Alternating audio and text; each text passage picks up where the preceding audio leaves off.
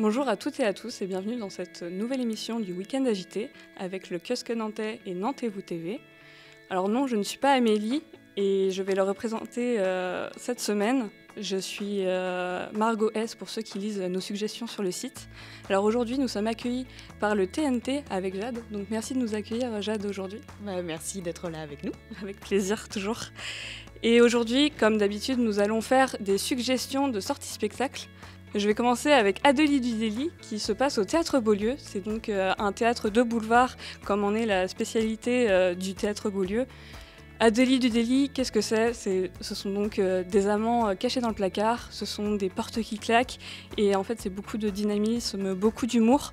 Et moi je vais vous le conseiller en plus en ayant vu ce spectacle. J'ai eu l'honneur de l'avoir vu en mars et je peux vous dire qu'il y a beaucoup de dynamisme, beaucoup d'humour. Du coup ce qui m'a beaucoup plu c'est que la troupe de comédiens prenait beaucoup de plaisir sur scène et qu'ils ont réussi à nous transmettre ce plaisir. Et je vous le conseille ne serait-ce que pour le rôle de l'hôte d'hôtel qui va vraiment être un comédien excellent. Bon, tous les comédiens sont très très bons, mais j'ai un petit coup de cœur, il faut le dire, pour ce rôle-là. Donc pour rappel, nous sommes au TNT aujourd'hui et j'aimerais bien vous demander Jade ce qui se passe en ce moment au sein de votre petit théâtre en ce moment. Ouais, en ce moment, un peu comme d'habitude, il se passe toujours plein de choses. Là par exemple, on a l'installation cette semaine pour le jeune public qu'on avait sur les vacances scolaires. Et ce week-end, on va enfin pouvoir accueillir le spectacle Fallop. En fait, c'est un spectacle qui avait été annulé à cause de ce qu'il ne faut pas parler, le Covid, tout ça. Et donc on est ravis de pouvoir enfin accueillir la troupe La Lionne à Plumes qui va nous jouer du coup le spectacle Fallop. En gros, vous ne le savez pas encore, mais vous allez plonger dans les années, dans les jeunes années de Colette, qui a aujourd'hui 83 ans, je crois. Si je calcule bien. Bon, elle est née en 53. Elle va vous emmener avec elle dans sa lutte pour disposer de son corps comme elle l'entend, donc entre les années 60 et les années 80. Et en parallèle du coup de cette histoire, on suit également sa petite fille dans la France contemporaine. Donc c'est Lila, une jeune fille indépendante, dynamique qui évolue du coup à nos jours. Et donc on suit ces deux femmes. C'est une manière de voir et aujourd'hui d'avoir un regard en fait sur l'histoire, sur la lutte, sur quels ont été nos droits dont on peut bénéficier aujourd'hui et qui s'est battu pour les obtenir. Et aussi, mine de rien, il reste encore plein de choses pour lesquelles il faut lutter et c'est Lila qui les représente. Ce qu'il y a de vraiment intéressant avec ce spectacle, c'est que c'est du théâtre documentaire. Donc c'est une pièce qui a été écrite à partir de témoignages d'une dizaine ou quinzaine de femmes qui sont aujourd'hui âgées entre 60 et 80 ans. Donc c'est vraiment une pièce qui est écrite à base de faits réels, à base de vécu, à base de sentiments, de souvenirs. Okay. Merci beaucoup. En tout cas, ce sera avec plaisir qu'on rencontrera Colette et Lila. Je vais continuer sur la lancée en faisant une deuxième suggestion de nos kiosqueurs. Je vais donc parler de Cowboy ou Indien qui se passe au théâtre de l'Odyssée à Orvaux.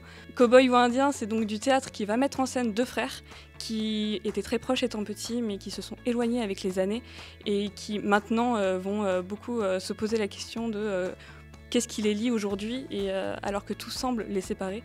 Ce qui me plaît beaucoup dans cette mise en scène, c'est qu'il y a un travail scénographique incroyable avec les décors et l'utilisation des accessoires.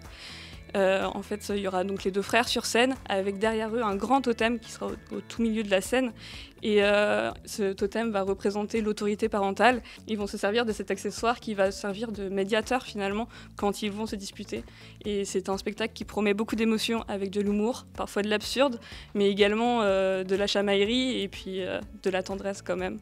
Donc c'est Cowboy ou Indien au théâtre de l'Odyssée à Orvaux ce mardi 26 avril.